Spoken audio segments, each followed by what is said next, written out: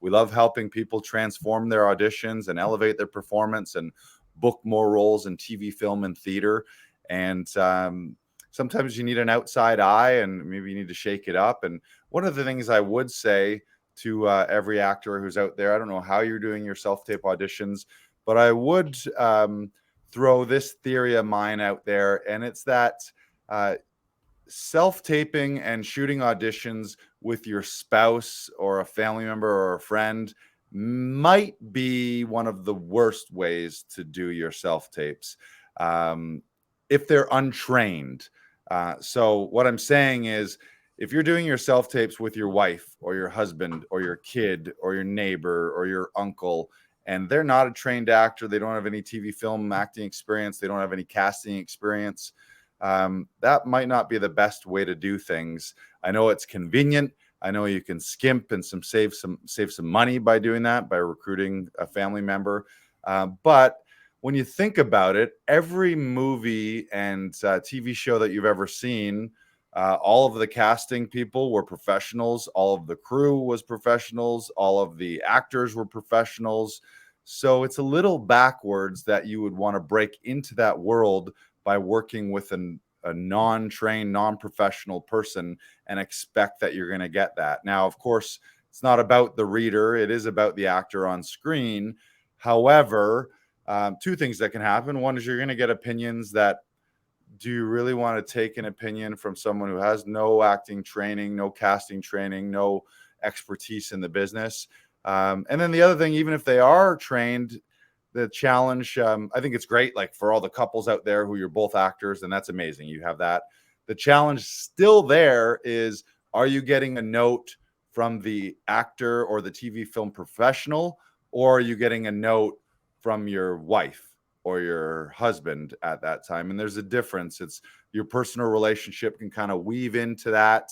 And sometimes it's just a challenge to navigate that. And you can be mixing and intermingling the profession with your personal relationship with that person. So it's tough to get honest, neutral feedback unless you're working with someone who is an outside eye with an eye for auditions and trained like all of our session directors. So I would just offer that caveat to everyone out there.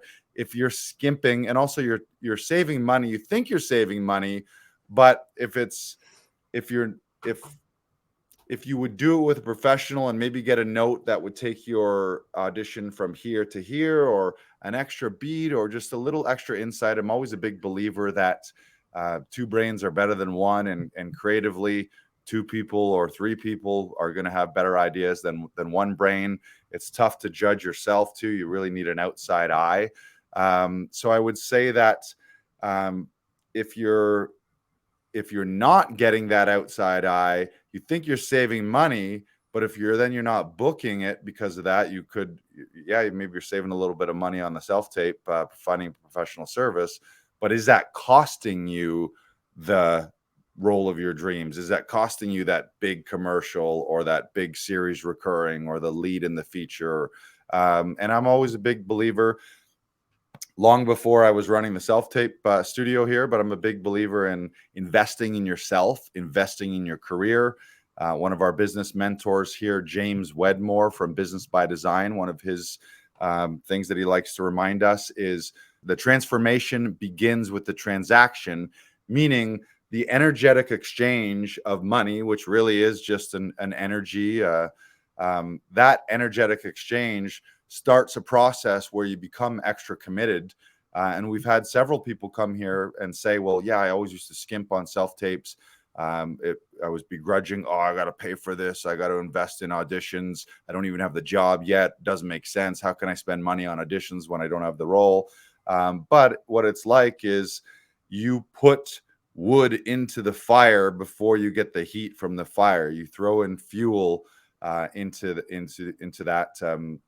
So it's like you need an input to get the output, and that transformation. Just like when you go to a gym, it's like everyone knows. I don't think it's a secret how to be healthy and how to get in shape. Move your body, eat less crap. But the second you invest in a personal trainer and they know that you're going to show up and you know that they're going to show up, So you got to come and deliver the goods and show up and really really nail it. It's the same thing with auditions. When you get an audition and you instantly book a session with a pro, whether it's here at Actors Audition Club or somewhere else, you know that you've set the wheels in motion, and you know that you can't skimp on your prep, because you get the audition on a Thursday and you book it for a Saturday and the deadline's on Monday. Then you know, okay, I really got into this. It can help with the procrastination. It can help with your prep.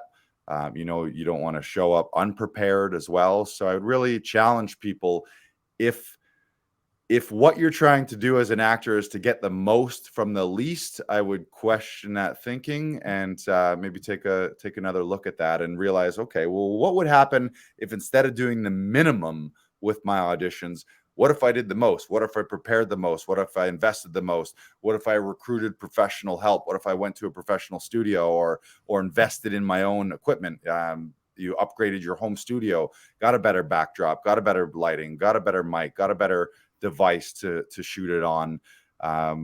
It's very, very few things in life where investing the least amount of money is going to get you the biggest return. Like a scratch and win card. You know, what are your odds you're going to win a scratch and win card and be the $1 million winner? You're probably just going to scratch and scratch and scratch and scratch and scratch forever, and you're never going to win, because the odds are like getting hit by a lightning bolt. Not good odds. So invest in yourself, invest in professionals, and just trust in all areas of life.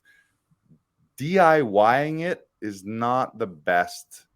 It's not always the best way to do it. So just I challenge you guys to think about that, and maybe have a relook. And if you've never taped with someone professionally, maybe because in your head you're telling yourself, oh, well, that doesn't make sense. I can't spend money on an audition because I haven't booked a gig. It's backwards. Why am I spending money to audition?